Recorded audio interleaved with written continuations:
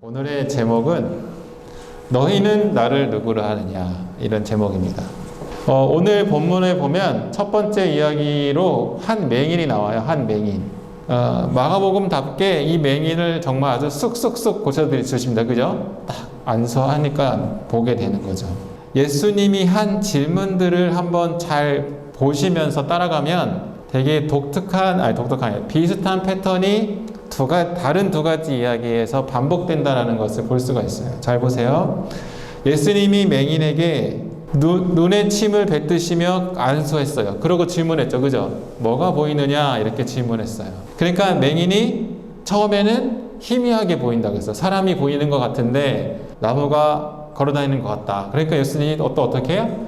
다시 한번 안수하고 나니까 밝게 보게 됐어요. 그리고 맨 마지막에 집으로 가. 근데 마을에는 들어가지 마. 이렇게 얘기했단 말이죠.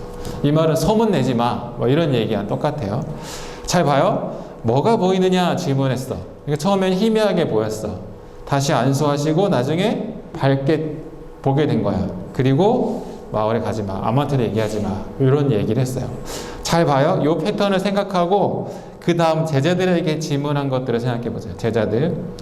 제자들이랑 같이 있다가 그 27절에 보면 사람들이 나를 누구라 하느냐 이렇게 질문했어요. 그죠? 그러니까 제자들이 세례 요한이라고도 하고요, 엘리야라고도 하고요, 더러는 선지자 중에 하나라고 합니다. 이렇게 얘기해요. 그러니까 예수님이 또 질문하죠. 너네는 나를 누구라 하느냐 이렇게 질문해요. 그 질문에 이 글에서 봤을 때 머뭇거림 없이 베드로가 대답하는 것 같아요. 그죠? 누구나 하느냐 하니까 바로 주는 그리스도시이다 이렇게 얘기해요. 그리고 예수님이 뭐라고 하냐면 아무에게도 말하지 마 이렇게 얘기해요. 여기 봐요. 여기도 예수님의 질문에 사람들이 날 누구라 하느냐 그러니까 세례 요한, 엘리야, 선지자, 그러니까 예수님에 대해서 그냥 희미하게 아는 정도의 대답을 했어요. 그죠? 그러니까 예수님이 제자들한테 너는 나를 누구라 하냐 또 질문을 해요. 그러니까 베드로가 주는 그리스도시니이다. 그래서 조금 더 명확하게 대답을 하는 것을 보게 돼요. 마지막에 또 뭐라고 해요? 아무에게도 말하지 마 이렇게 해요. 그러니까 두 이야기가 약간 비슷한 패턴으로 흘러가죠. 그죠? 앞에 눈 뜨는 거는 희미하게 봤다가 더 밝게 보게 되고, 뒤에는 예수님에 대해서 사람들은 조금 그냥 대충 이런 사람일 거야 라고 생각했다가 그 두 번째 질문에는 더 정확하게 예수님에 대해서 표현하는 것을 보게 되죠. 마지막에는 아무에게도 말하지 마 이런 얘기를 하고 있어요. 이 전혀 다른 두 개의 이야기가 절묘하게 같은 패턴으로 질문되어지는 것을 보면서 이 글 쓴 마가가 좀 의도했을 것 같아요. 왜냐하면 질문을 하면 할수록 그 대답이 명확해지는 걸 보게 되죠. 그래서 마가는 이 두 가지 이야기를 배치하면서 예수님이 누구신지에 대해서 밝혀지는 것에 강조를 하는 거죠. 약간 극적인 거죠. 지금부터는 이제는 예수님이 말씀하신 하나님 나라의 이야기, 그러니까 새로운 가치로 통치되어질 회복과 치유가 일어나는 하나님의 나라의 이야기가 정점에 이르는 주제가 등장하게 돼요. 뭐냐면 그동안은 예수님이 하나님 나라는 이거야, 용서, 그런 가치들, 새로운 가치나 새로운 규칙에 대해서 막 설명을 했다면 지금은 뭐냐면 예수님 자신이 이 하나님 나라에서 어떤 역할을 감당하실 것인가에 대해서 이제 표현을 하는 이 장면입니다. 이제 제자들은 예수님이 하나님 나라에서 어떻게 역할을 할지 좀 대충은 알았던 것 같아요. 베드로의 고백을 보면 다른 사람들보다는 제자들이, 왜냐하면 베드로의 고백을 보면 주는 그리스도시다 이렇게 얘기했으니까. 그리스도라는 말은 뭐냐면 메시아, 유대인들이 기다려왔던 메시아라는 표현과 똑같은 말이에요. 베드로가 예수님에 대해서 주는 그리스도십니다 라고 표현한 것이 완벽하게 하나님의 아들이며 그 예수님이 정말 진짜로 무엇을 할 건지 정확하게 알고 말한 건 아니지만, 그러나 이 전 단계, 그러니까 보통 사람들이 예수님에 대해서 그냥 선지자요, 세례 요한이요 이렇게 말한 것보다는 한 단계 더 높은 수준의 예수님에 대한 알미 있었다는 거예요. 그럼 여기서 베드로가 고백한 주는 그리스도이십니다 라고 고백한 이 말, 메시아이십니다 라고 고백한 이 말은 한번 이 말이 무엇인지 좀 생각하고 넘어가야 돼요. 들어본 말이지만 이게 무슨 말이야 이렇게 생각이 되어지잖아요. 좀 더 쉬운 표현을 하면 이 베드로의 고백은 예수님이 이 이스라엘의 진정한 왕입니다 이렇게 표현하는 거 똑같은 거예요. 그래서 이 고백을 한다라는 것은 굉장히 사실은 어쩌면 그 당시에 되게 위험한 고백이었어. 그 말은 뭐냐면 정말 왕. 우리가 지금 여기서 왕이라고 생각하면 그냥 정말 영적인 왕 이런 거 생각하잖아. 근데 베드로는 어쩌면 이렇게 생각했을 거야. 지금 이 통치하고 있는 이 왕이 진짜 왕이 아니라 당신이 진짜 왕이야. 왕입니다. 그래서 얼른 왕이 되세요라는 이런 의미와 비슷해요. 자, 그러면 이게 뭐야? 역모, 반란 이런 느낌이야. 왜냐하면 이 당시 그런 일들이 많이 일어났었고 지도자들에게 대항해서 막 그 혁명을 일으키려고 하는 무리들이 되게 많았어. 그때마다 그렇게 어떤 일이 일어났을까? 막 싸움이 일어나고 막 죽는 사람도 생기고 결국 끌려가서 감옥에 가고 이런 일이 일어났겠지. 그러니까 사실은 베드로의 이 고백은 사실 간단한 고백은 아니야. 아주 뭐 예수님을 잘 알고 고백한 것도 아니지만 사실 목숨 걸고 한 거나 마찬가지인 거지. 그런데 그런 예수님에 대한 고백, 그리고 그런 제자들, 예수님을 따르던 제자들도 예수님을 자신들을 구원해 줄 왕으로 기대하는 거지. 왕으로 기대했고 드디어 그 메시아를 우리가 찾았구나 라고 생각했다라는 거죠. 이런 예수님을 따르고 예수님과 함께했던 제자들의 이런 고백과 예수님이 너네들 난 무엇이라 하느냐 주는 그리스도시오 이렇게 얘기하고 야 밖에 나가서 얘기하지 마 이 말을 한 예수님이 그렇게 말한 이유가 이제 느껴지죠. 밖에 나가서 얘기하다가는 어떻게 될지 모르는 거야. 예수님은 물론 다른 구원과 정말 다른 왕에 대한 개념으로 제자들 설명하지만 제자들 입장에서 지금까지 발견한 예수님은 이스라엘의 새로운 통치자가 나타났구나 라고 생각했던 거지. 그래서 아직은 너무 많은 사람들이 알게 되면 어려움을 겪게 되는 이런 시기입니다. 자, 막 장황하게 얘기했지만 어쨌든 베드로의 고백은 예수님 당신은 새로운 왕입니다 라는 이런 고백을 한 거야. 그리고 제자들이 이 예수님을 따른다는 것은 예수님이 갖고 있는 원 생각과는 조금 다른 개념이긴 하겠지만 죽음을 무릅쓰고 따랐다는 거지. 그런 제자들이 그렇게 예수님을 희미하게 보고 있는 거죠. 그런데 그렇게 희미하게 보기 시작한, 그 전까지는 이런 얘기를 하지 않으셨는데 그렇게 예수님이 우리의 왕이셔 라는 희미한 제자들의 알아가는 그 과정에서 예수님이 이젠 됐구나 얘네들한테 진짜 내가 무엇을 하기 위해서 왔는지를 이제 정확하게 얘기하는 거예요. 희미하게 알고 있는 예수님을 그냥 정치적 왕으로 여기는 제자들에게 이제 내가 뭘 하는지 너한테 새롭게 알려줄까 해서 31절에 마가가 어떻게 표현하냐면 비로소 그들에게 가르치기 시작했다 이렇게 나와요. 무슨 말이냐면 이제 제자들에게 예수님이 정말 뭘 할 건지 알려주는 시기인 거예요. 그 첫 번째 알려준 게 뭐예요? 인자가 많은 고난을 받고 장로들과 대제사장들과 서기관들에게 버림받아 죽임을 당하고 사흘 만에 살아나야 할 것이다. 31절에 한마디로 얘기하면 예수님은 제자들의 기대와 달리 니네가 나를 따르면 혹시 위험해질지 몰라, 죽을지도 몰라, 이 정도로 위험을 얘기한 게 아니라 나는 죽어야 돼 이렇게 얘기한 거예요. 얼마나 황당하겠어. 제자들이 예수님을 목숨 걸고 따른 이유는 이 시대를 새롭게 개혁할 수 있는, 그래서 우리의 어려움과 우리의 힘듦을 한 방에 회복시킬 수 있는 왕을 기대하고 따랐는데 니네가 나에 대해서 말하는 게 아주 틀린 건 아니지만 그렇게 되려면 내가 죽어야 돼 이렇게 얘기한 거예요. 목숨 걸고 따르려고 하는 그 지도자가 하는 말이 죽어야 돼. 그러니까 제자들은 멘붕. 황당하죠. 뭔가 따르려고 했는데 죽어야 된대. 그리고 사실은 조금 더 얘기한 뒤에 뭐라고 해요? 니네도 나랑 같이 똑같이 해야 돼. 이런 느낌으로 말하고 있는 거야. 그러니까 이게 뭐야 이렇게 생각을 한 거예요. 그러니까 도저히 예수님의 말을 알 것 같지만 완전히 알아듣지 못하는 제자들의 모습을 이렇게 표현하고 있어. 근데 우리랑 비슷하지 않냐? 성경에서 하나님이 우리에게 표현하는 이 말을 알 것 같지만 또 살다가 부딪히면 이게 뭐지? 어떻게 살아가는 게 그리스도인이야? 라는. 어쨌든 예수님은 반드시 죽어야지 내가 말한 하나님의 나라가 확실하게 오는 거야 라는 것을 예수님이 얘기하는 거죠. 제자들의 생각은 메시아는, 왕은, 우리가 생각하는 예수님의 왕은 절대 죽으면 안 되는 것이었기 때문에 황당하고 화가 났을 거예요. 그래서 베드로, 성격 급한 베드로가 항변한다. 이거 원어로 보면은 어떤 말이랑 똑같냐면 꾸짖는다 그러는 거야.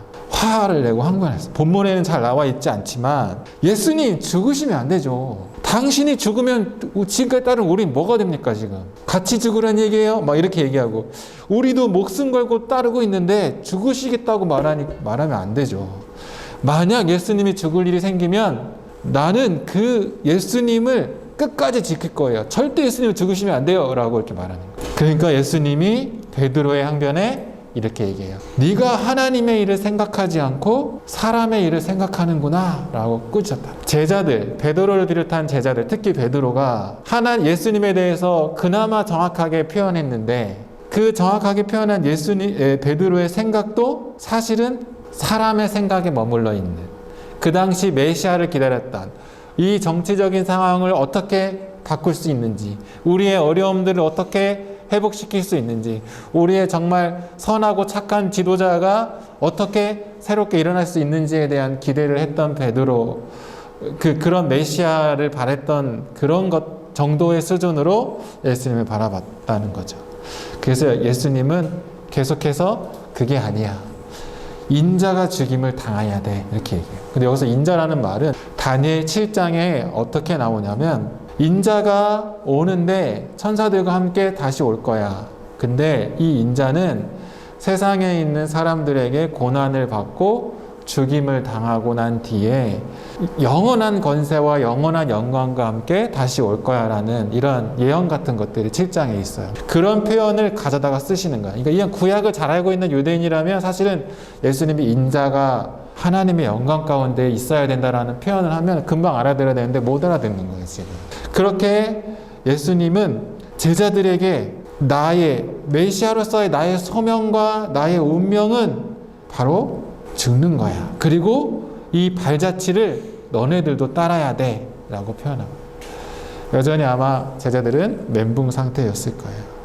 그렇게 예수님을 잘 안다고 정확하게 표현했다라고 인식한 베드로조차도 하나님의 관점이 아닌 사람의 관점으로 생각하고 있었기 때문에 이 제자들에게는, 또 그 당시 예수님의 이런 가르침을 들었던 사람들은 많은 도전을 할 수밖에 없었다. 아무리 예수님이 얘기를 해도 사람들의 관점은 하나님이 아니라 자기 자신들의 그 세상의 관점에서 보는 거죠. 그렇게 생각을 하고 있는 사람들에게 예수님이 계속 도전을 하는 거죠. 근데 이 도전은 교회들의 역사 속에서 끊임없이 일어났던 도전이었어요. 계속해서 하나님의 관점으로 생각하고 살려고 노력했던 교회들의 역사 속에서도 많이 나타나는 거죠. 무슨 얘기를 하냐면 우리가 그리스도인이 살아가는 삶이라는 것이 뭔지 알 것 같아. 그래서 막 따르려고 해. 그런데 하나님의 관점을 계속해서 유지해서 살아가는 일은 굉장히 어려운 일이 된다라는 것을 다시 우리에게 시사해주고 있는 거예요. 뭐 들으면 할 만한 것 같아, 그죠? 삶의 현장에서는 하나님의 관점이 아닌 자기 자신, 사람들의 관점이 자기의 삶과 행동에 영향을 주고 있는 걸 우리는 알잖아. 근데 더한 거는 그리스도를 살아가는 데 있어서 세상에서는 그렇게 그리스도는 예수님이 알려준 죽어야 돼 라는 그런 관점으로 살아가는 것을 미친 사람 취급하는 거죠. 정신 나갔다, 미친 사람. 그리고 사람들이 그런 그리스도인들을 보면서 굉장히 삐지리처럼 보는 거죠. 되게 그 당한 입장에서는 초라함을 받는, 그런 초라함의 시선을 받는 그 상황에서도 그리스도인들은 하나님의 관점을 벗어나지 않는 삶을 살아가야 되는 거죠. 그렇게 계속 도전을 받는 거예요. 왜냐하면 이 당시에도 예수님이 오셔가지고 하나님의 나라에 대해서 이야기하는 게 굉장히 엄청난 이야기였어요. 어떻게 그렇게 살 수가 있어? 어떻게 그렇게 초라하게 살 수가 있어? 어떻게 그렇게 완전히 왕창 바꾸는 게 아니라 어떻게 그 속에서 그렇게 모든 그런 고난과 핍박을 당하면서 그렇게 살아갈 수가 있어? 그게 왕이야? 그게 그리스도의 삶이야? 라고 말했을 정도로 그때나 지금이나 동일하게 도전을 받는 거죠. 여러분도 어때요? 그리스도를 살아가는 게 정말 쉬워요? 아무 생각 없이 살면 쉽지, 그지? 진짜 그리스도를 어떻게 살아가는지 그냥 뭐 내가 할 게 뭐야, 그냥 뭐 내 마음대로 내가 생각하는 대로 신앙생활하면 되지라면 하나도 어려울 게 없어. 근데 하나님을 알아가면 알아갈수록 예수님이 우리에게 알려준 삶의 방식들을 내가 따라가려면 따라갈수록 너무 어려운 게 어려움이 되는 거죠. 도전이 되는 거죠. 그리고 그렇게 살아가는 우리를 주변에서 막 응원해줬으면 좋겠는데 응원도 안 해줘. 그죠? 너 그렇게 살면 안 되지. 야, 세상 이렇게 좀 융통성을 좀 발휘해봐. 막 이런 일들. 그게 우리가 도전을 받는 거죠. 지금 세상의 가치관이 마치 정답이고 이것들을 해야 뭔가 권세가 있고 영광을 얻고 막 대단한 일을 얻는 것 같지만 예수님이 우리에게 말씀하시는 건 그거 아니야. 내가 말한 하나의 나라는 새로운 가치고 새로운 영원한 영광과 영원한 권세를 갖는 그것을 쫓아가는 거야. 그러기 위해서 나는 죽어야 돼. 이렇게 얘기한 거죠. 예수님이 선포하신 하나님의 나라가 어떻게 이루어지는가를 우리 잘 들어보면 하나님은 세상을 송두리째 그냥 뒤집어 엎으시려고 생각하신 게 아니에요. 하나님은 이 세상을 만드신 분이에요. 그죠? 그리고 이 세상을 창조하시면서 보기 좋았다. 그리고 사랑의 대상들이 있는 곳이 이 세상이에요. 그래서 이 세상을 송두리째 뒤집어 엎어서 변화시키려고 하는 게 아니라 이 세상 속에서 이 세상을 그대로 내비두면서 이 세상에 뿌리 박혀 있는 근본적으로 악한 것들을 패배시키기 위한 방법을 선택한 거죠. 그런 악의 근본적인 패배가 가능해질 수 있는 유일한 방법은 예수님이 고난을 받으시고 죽음을 통해서 그 악을 패배시키는 거예요. 예수님의 죽음만이 그 악을 패배시키는 거죠. 그래야 하나의 나라가 임한다는 거예요. 예수님의 죽음만이 그분의 큰 사랑과 완전한 회복의 길을 만들어 주신다는 것을 사실 예수님이 제자들에게 얘기한 거죠. 근데 그 당시 제자들은 알아들었을까? 못 알아들었을 거예요. 경험도 못했고. 어쨌든 오늘 마가가 우리에게 얘기하는 것은 뭐냐면 그리스도인이 되는 길은 예수님을 따르는 것이라고 정의하고 있는 거예요. 예수님을 따른다라는 것, 그분이 가신 그 고난과 죽음의 길을 따른다는 거죠. 예수님의 길을 따라가는 게 그냥 단순히 우리에게 기분 좋은 산책로? 저 한강 산책로 손잡고 걸어가는 수준이 아니라 위험한 일을 향해 걸어가야 하는 것. 예수님이 더 파격적으로 죽음의 순간으로 가야 되는 그 길. 우리 보고 같이 가자고 하신 것. 우리가 이제는 못 박혀 죽을 일은 경험하지 않겠지, 그지? 종교를 갖는다고 해서 핍박받지는 않죠. 죽음의 핍박까지는 받지는 않죠. 이 예수님의 동행함의 요청을 지금 우리는 어떻게 받아들여야 되는가? 하나님의 나라를 살기 위해서 제가 계속해서 우리의 작은 어떤 부분의 삶의 변화가 필요하다고 얘기했잖아요. 지금부터 대단한 거 아니더라도 필요하다고 얘기했잖아요. 근데 이제 예수님이 이제 조금 희미하게 예수님에 대해서 알게 된 제자들에게 이제는 조금 더 깊은 도전을 하고 있는 거예요. 여러분들은 마찬가지예요.